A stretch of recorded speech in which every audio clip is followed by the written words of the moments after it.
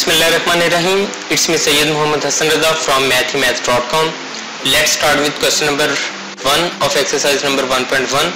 The statement of this question is find the order of the matrix. यानी कुछ matrix हमारे पास given है, इनका ऑर्डर हमने बताना है। ऑर्डर का ये मतलब होता है कि एक मैट्रिक्स में पाई जाने वाली नंबर ऑफ रोज और नंबर ऑफ कॉलम्स के बारे में हमने बताना होता है। तो जैसे कि हमारे पास फर्स्ट मैट्रिक्स है A is equal to 2, 3, -5 and 6।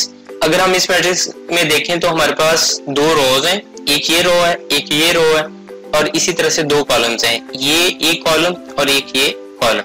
यानी वर्टिकल लाइंस हमारे पास कॉलम्स होते हैं, हॉरिजॉन्टल लाइंस जो होती हैं हमारे पास रोज होती हैं। तो इस सारे मैट्रिक्स का जो ऑर्डर है ये 2 by 2 है। बिल्कुल इसी तरह से अगर हम B को देखें तो इसका ऑर्डर भी 2 by 2 है।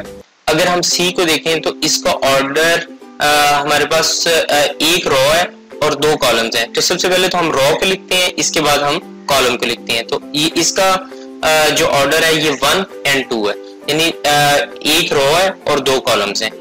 अगर हम D की तरफ आए तो D का एक कॉलम है और तीन रोज हैं, यानी एक row, second row and third row. तो इसका जो ऑर्डर होगा ये 3 and 1 होगा, 3 by 1 होगा। इसी तरह से E को अगर हम देखें तो E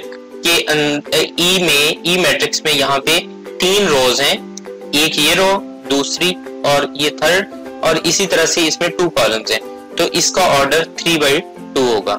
और अगर हम F को देखें तो F का जो ऑर्डर है ये 1 by 1 होगा, यानी इसमें एक ही रो है और एक ही कॉलम है, इस वजह से इसका ऑर्डर 1 by 1 होगा।